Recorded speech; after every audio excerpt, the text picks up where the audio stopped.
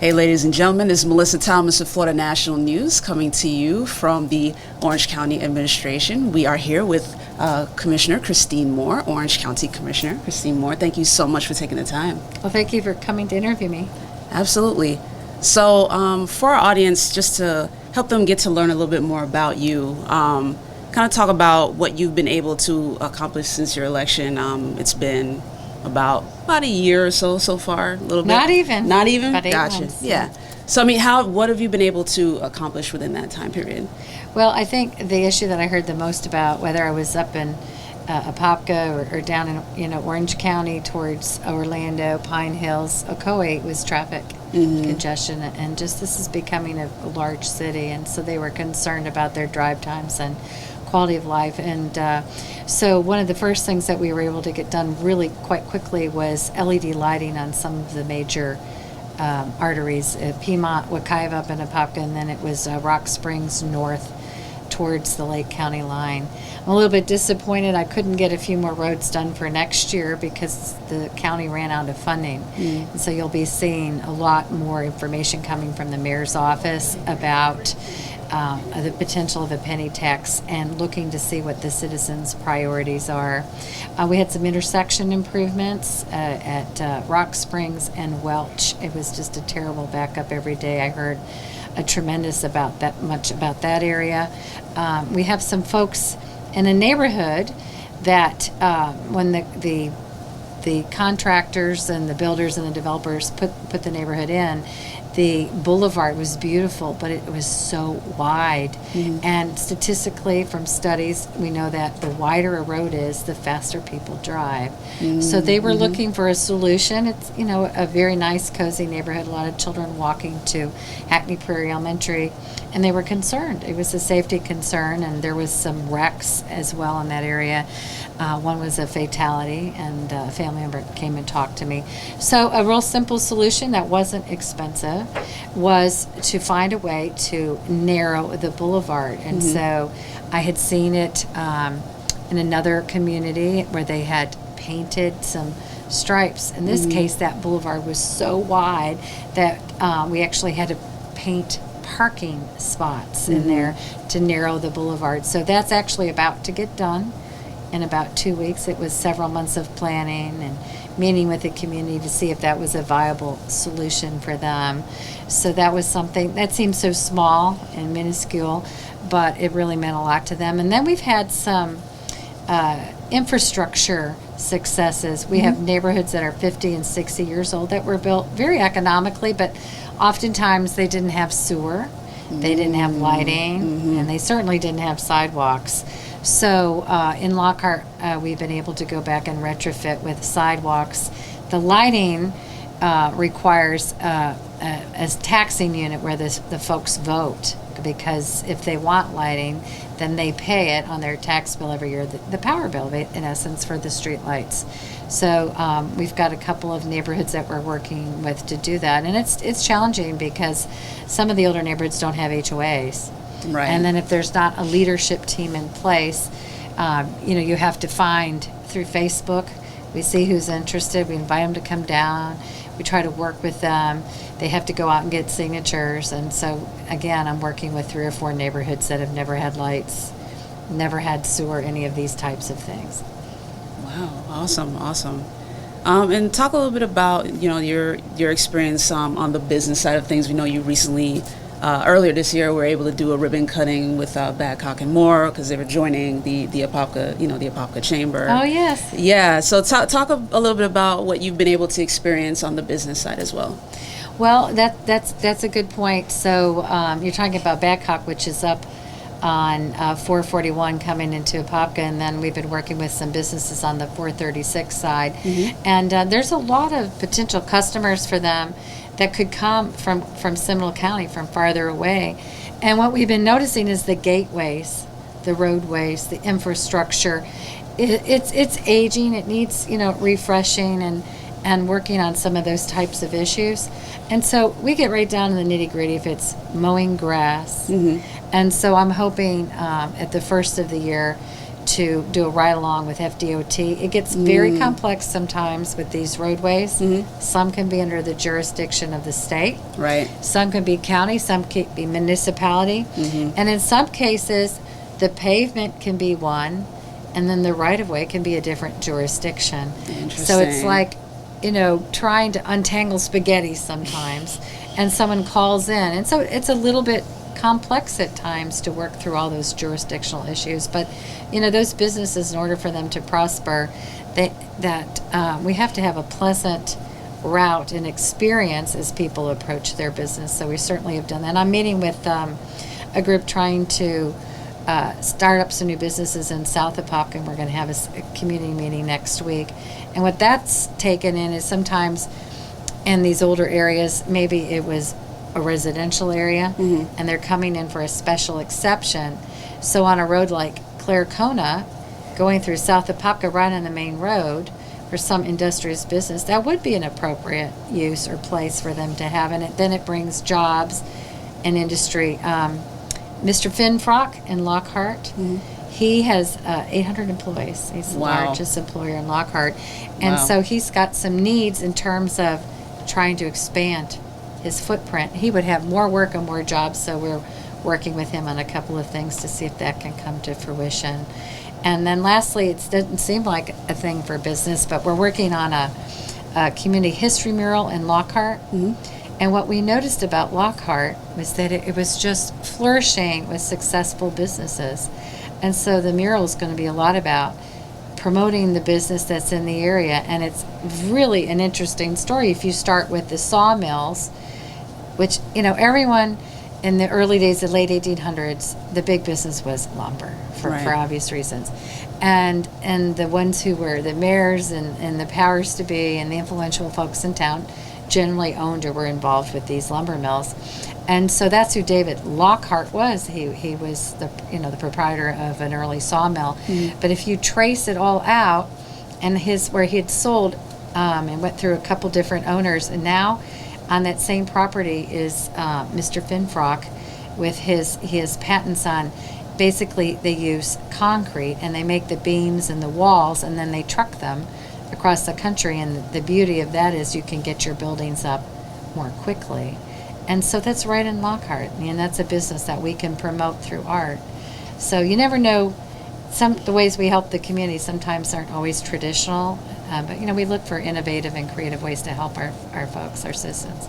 Absolutely. And kind of dovetailing off of that, talk about the experience that you've had in collaborating with some of your fellow commissioners. I know part of your district includes part of Pine Hills, and I know part of Commissioner Siplin's includes Pine Hills as well. So kind of talk about any projects where you kind of cross over into other commissioners' districts a little bit.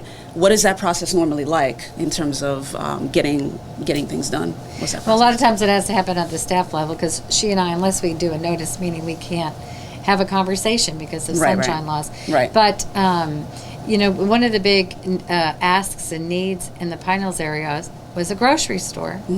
And so we were just thrilled when El Presidente came to Silver Star, which is actually sitting in my seat, but it's just across the street from her. So we really worked together to provide, a lot of press coverage and a wonderful ribbon cutting together. The sheriff's office did a 5K race in Barnett Park. Of course, that was in her district, but it was for Pine Hills, so I certainly, attended. And right now, I'm not. There's one project I'm not feeling that successful with. I'm trying to find trees.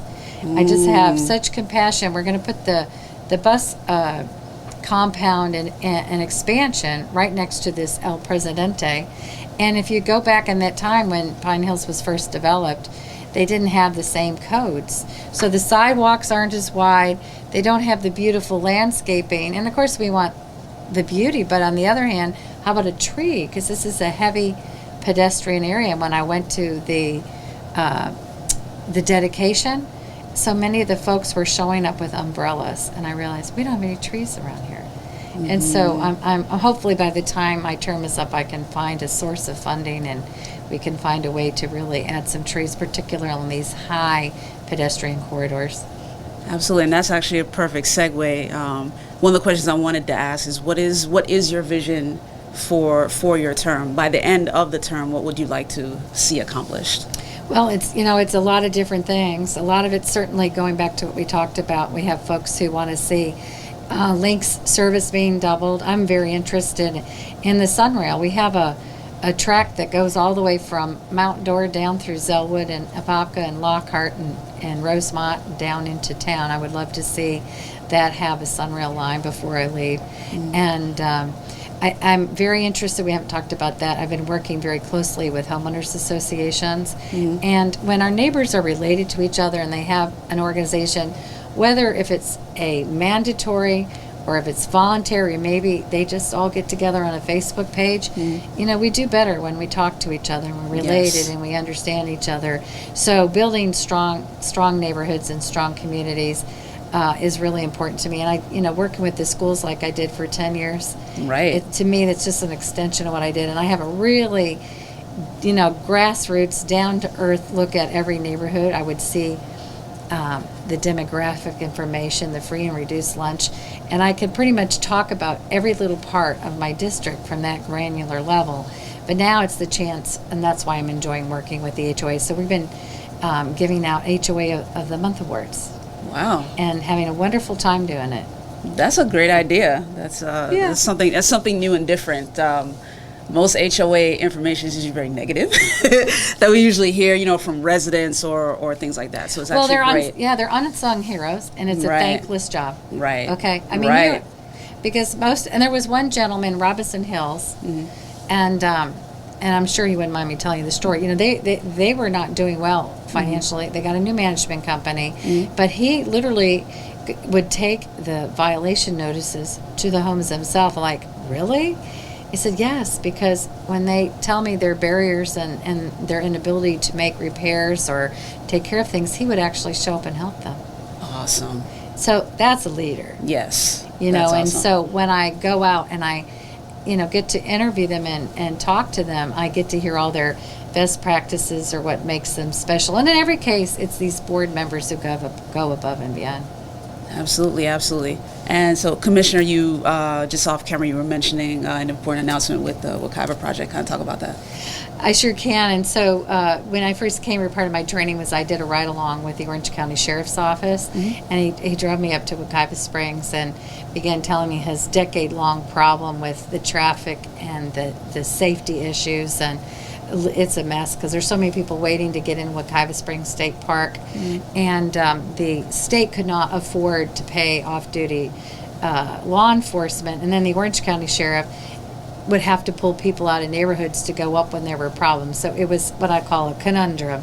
And so we decided, well, this is a state park, so we decided to go ask some legislators to run a bill for $1 million to get a fix to the front entrance. And at first everybody wasn't all that willing to help us. We said, well, fine, we'll just lobby it ourselves, put my high heels on and traipsed all across Tallahassee from the House to the Senate to the House to the Senate. And wow. Senator David Simmons did a magnificent job.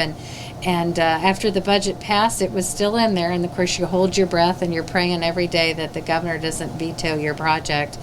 And he didn't. And so we ended up with the $1 million. And the project is in design right now. FDEP, the State Park Service, will be basically improving the front entranceway, adding a longer turn lane along Wekiva Springs Road.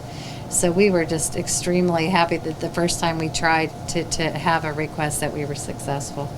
Awesome. Well, definitely congratulations on that. That's some great news. Yeah, it really was. Thank you. So thank you. Yep. So as we wrap up, because I know you have a very tight schedule today, one of the recent accomplishments was you got the designation of certified county commissioner from the Florida Commissioner. So Florida Commissioner, is it Federation?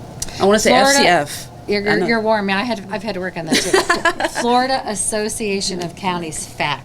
Yes. So, I mean, definitely congratulations on that. But I wanted for our audience to get a sense of your drive for excellence, because this wasn't the first time you've done that. While you were, with the Orange County School Board, you pushed for excellence as well while you were there. Yes. So kind of talk about how significant receiving that designation was for you, the county commissioner certification, and just your drive for excellence in general. Well, most of the time, if a solution was simple, it would probably have already been done.